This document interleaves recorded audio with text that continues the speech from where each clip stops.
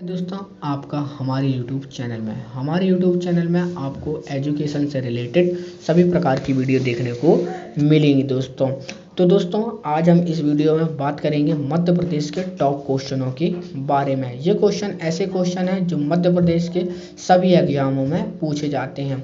आप मध्य प्रदेश के जिस भी एग्जाम की तैयारी कर रहे हैं, इन क्वेश्चनों को आप बड़े ही ध्यानपूर्वक देखेंगे और ज़्यादा होगा तो आप इन क्वेश्चनों को लिख लीजिएगा। तो दोस्तों, बढ़ते हैं इन क्वेश्चनों की तरफ। यदि आपने अभी तक हमारे चैनल को सब्सक्राइब नहीं किया है तो सबसे पहले हमारे चैनल को सब्सक्राइब जरूर कर लें। तो भोपाल राज्य या भोपाल शहर की स्थापना किसके द्वारा की गई दोस्तों? दोस्त मोहम्मद खान के द्वारा की गई दोस्तों। दोस्त मोहम्मद खान के द्वारा भोपाल राज्य की स्थापना की गई थी। परंतु भोपाल शहर की नींव किसके द्वारा रखी गई थी दोस्तों? भोपाल शहर की नींव रखी गई थी राजा भोज के द्वारा। 11वीं शताब्दी में भोपाल शहर की नींव रखी गई थी। 11वीं शताब्दी में रखी गई थी दोस्तों। दोस्त मोहम्मद खान कौन थे दोस्तों? एक अफगान सैनिक थे। कौन थे दोस्तों? एक अफगान सैनिक थे। कौन? दोस्त मोहम्मद खान एक अफगान सैनिक थे दोस्तों। भोपाल शहर में एक संभाग है। भोपाल शहर मध्य प्रदेश का एक संभाग है जिसमें कितने जिले शामिल हैं दोस्तों? जिसमें 5 जिले शामिल हैं। कितने जिले शामिल हैं दोस्तों? 5 जिले शामिल हैं। अब बढ़ते दोस्तों अगले क्वेश्चन की तरफ। अगला क्वेश्चन है हमारा, नर्मदा, सोन एवं जोहिला नदी का उद्गम स्थल एक ही है, वह कौन सा है? नर्मदा, सोन एवं जोहिला नदी का उद्गम स्थल एक ही है, वह है अमरकंटक की पहाड़ियाँ। वह क्या है दोस्तों? अमरकंटक की पहाड़ियाँ। हम यहाँ वही क्वेश्चन करेंगे जो महत्वपूर्ण क्वेश्चन होंगे। हम अदर क्वेश्चन अभी हल नहीं करेंगे दोस्तों।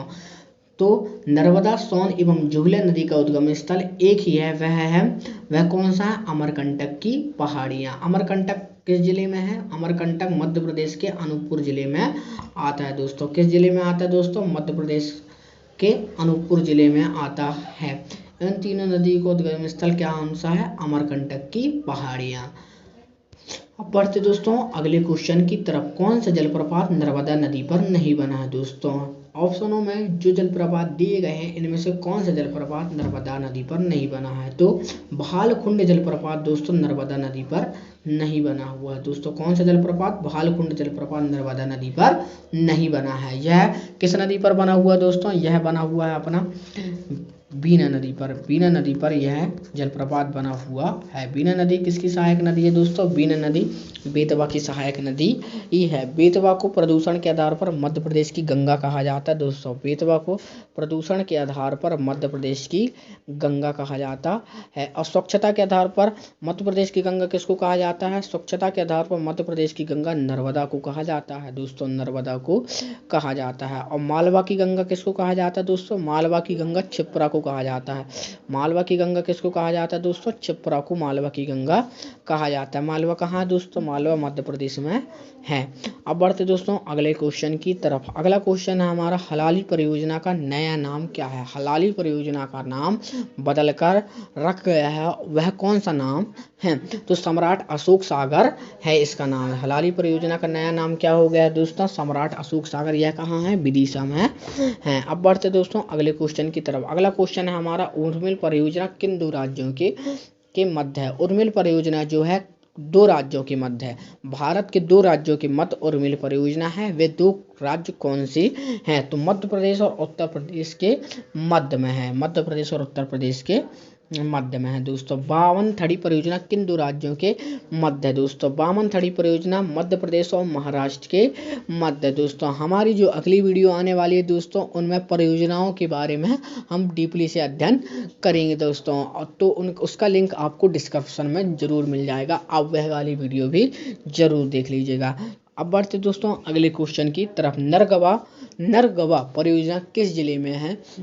नरगवा परियोजना दोस्तों छतरपुर जिले में है। छतरपुर जिला किसकी नगरी है दोस्तों? छतरपुर जिला राजा छत्रसाल की नगरी है। किसकी नगरी है दोस्तों राजा छत्रसाल की नगरी है दोस्तों। राजा छत्रसाल की नगरी है छतरपुर जिला। अब बढ़ते दोस्तों अगले क्वेश्चन की तरफ।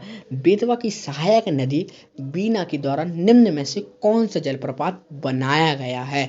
तो बेतवा की जो सहायक नदी है में कौन सा जलप्रपात बनाया गया है? बीना, बेतवा की सहायक नदी बीना के द्वारा भालकुंड जलप्रपात बनाया गया है दोस्तों। किसको?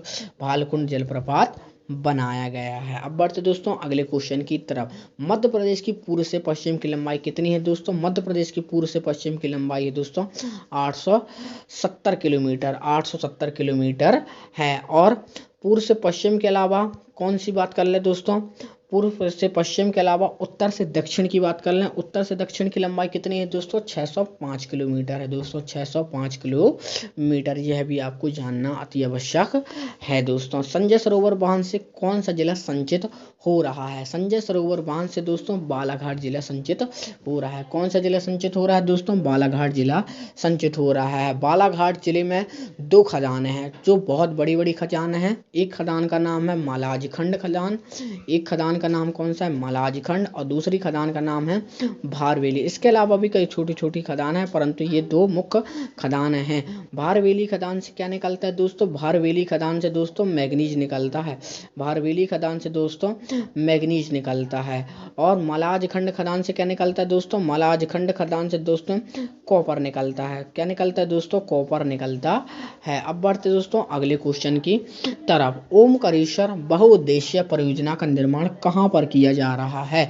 ओमकारेश्वर बहुउद्देशीय परियोजना का निर्माण मध्य प्रदेश के मानधाता खंडवा में किया जा रहा है दोस्तों। कहाँ पर किया जा रहा है? मानधाता खंडवा में किया जा रहा है। अब बढ़ते दोस्तों अगले क्वेश्चन की तरफ। अगला क्वेश्चन है हमारा पंचनद योजना, जिसे अमृत क्रांति कहा जाता है, कौन सी नदी उसमें सम्मिलित नहीं है? तो नर्मदा नदी इसमें सम्मिलित नहीं है। बाकी कौन सी नदी सम्मिलित है? बाकी इनमें से पार्वती नदी, काली सिंध नदी, चंबल नदी आपको सम्मिलित है। ग्रेटर गगऊ बांध किस नदी पर है? ग्रेटर गगऊ बांध किस नदी पर है दोस्तों? केन नदी पर है। कौन सी नदी पर है? केन नदी पर है। केन नदी कहाँ से निकलती है दोस्तों? कटनी से निकलती है। केन नदी कहाँ से निकलती है? कटनी से निकलती है। तो ग्रेटर गगऊ बांध किस नदी पर है? केन नदी पर है। 52 ये क्वेश्चन रिपीटेड क्वेश्चन है, इसको अपन सॉल्व नहीं करेंगे दोस्तों। अब बढ़ते हैं दोस्तों अगले क्वेश्चन की तरफ। मध्य प्रांत एवं बराड़ की राजधानी क्या थी दोस्तों? जब मध्य प्रदेश बना तब उस समय मध्य प्रदेश की राजधानी क्या थी दोस्तों? नागपुर थी। क्या थी दोस्तों? नागपुर थी। तो मध्य प्रांत एवं बराड़ की राजधानी क्या थी दोस्तों? नागपुर थी। जिला पुनर्गठन आयोग के अध्यक्ष कौन थे? ये सभी थे। बहुत समिति थी, सिंहदेव समिति थी दोस्तों, दुबे समिति थी, बोस समिति थी, सिंहदेव समिति थी। तो इस क्वेश्चन का आंसर उक्त सभी ही होगा। अब बढ़ते दोस्तों अगले क्वेश्चन की तरफ। प्रदेश के राज्य चिन्ह में, जो मध्य प्रदेश का राज्य चिन्ह है, उसमें अनाज की 2 फसलों का अध्ययन नहीं, उसमें दर्शाया गया है। राज्य का जो प्रतीक चिन्ह है उसमें फसलों को दर्शाया गया है, 2 फसलों को दर्शाया गया, वह गेहूँ और धान की बालियां को दर्शाया गया है। अब बढ़ते दोस्तों अगले क्वेश्चन की तरफ। तो वह क्वेश्चन है, राज्य प्रतीक अधिनियम द्वारा राजकीय पशु पक्षी वृक्ष पुष्प कब घोषित किए गए थे? तो कब घोषित किए गए थे दोस्तों? 1981 को घोषित किए गए थे। तो थैंक यू दोस्तों आप हमारी वीडियो देखने के लिए। और टॉप क्वेश्चन मध्य प्रदेश के और भी टॉप क्वेश्चनों के बारे में हम अगली वीडियो में अध्ययन करेंगे, जिसका लिंक आपको डिस्क्रिप्शन में मिल जाएगा। तो थैंक यू दोस्तों।